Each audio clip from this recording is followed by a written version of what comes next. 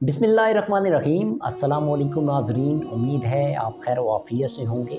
नाज़रीन, किसी ने मुखलिस इंसान के बारे में क्या ज़बरदस्त लाइनें कही। कहते हैं मुखलसी जुर्म है यहाँ, मुखलसी जुर्म है यहाँ, हो सके तो मुनाफ़क़त कीजिए। आज के माशरे की सारी सूरत हाल को इस एक जुमले के अंदर बयान कर दिया। फिर आगे कहते हैं कि रिश्ते निभाने वाले कैसे निभाते हैं, जिनको आज हम सोसाइटी में देखते हैं। कहते हैं कोई मुनाफ़क़त सिखाओ मुझे, रिश्ते निभा सकूं मैं भी।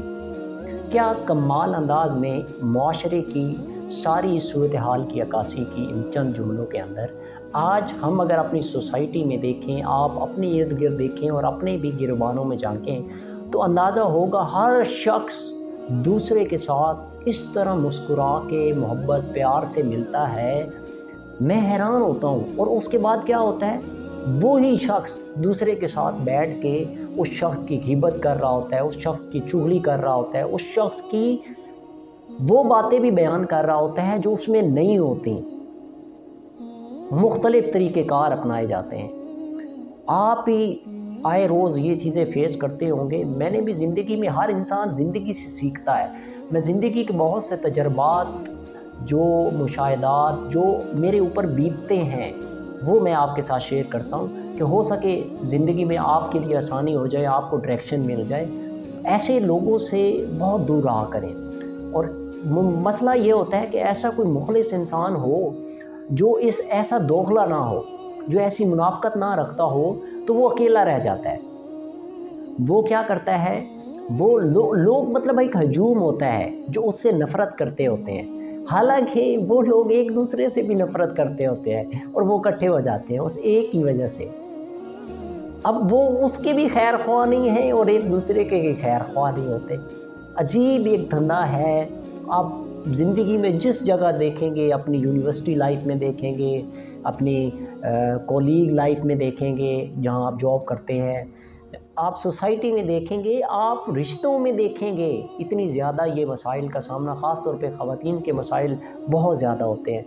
तो इस बात को हम बहुत नॉर्मल लेते हैं कि हम किसी के साथ तो बहुत, उसके चेहरे पे बहुत ज़्यादा उसको मुस्कुरा के मिलते हैं, उसके साथ बहुत अच्छा बिहेव करते हैं, लेकिन पीछे ही उसको छुरा घोंप रहे होते हैं, उसकी मुनाफ़क़त कर रहे होते हैं, उसके बारे में बातें बना रहे होते हैं, उसके बारे में पता नहीं क्या क्या कह रहे होते हैं। यानी डिस्कशन का मौजू ही वही इंसान होता है हमारी। तो इसके बारे में हम इसको बहुत हल्का लेते हैं। लेकिन मैं आज आपको जो जोड़ देने वाली एक बात बताने वाला हूँ। आप सल्लल्लाहु अलैहि वसल्लम ने फरमाया, हज़रत अबू हुरैरा रज़ियल्लाहु अन्हु से रिवायत है, सही बुखारी की ये हदीस है। हज़रत अबू हुरैरा रज़ियल्लाहु अन्हु से रिवायत है, रसूल सल्लल्लाहु अलैहि वसल्लम ने फरमाया, लोगों में से सबसे बड़ा बुरा इंसान वो है जो दो चेहरे रखने वाला है। यानी किसी के साथ किसी तरह मिलता है और किसी के साथ किसी तरह मिलता है।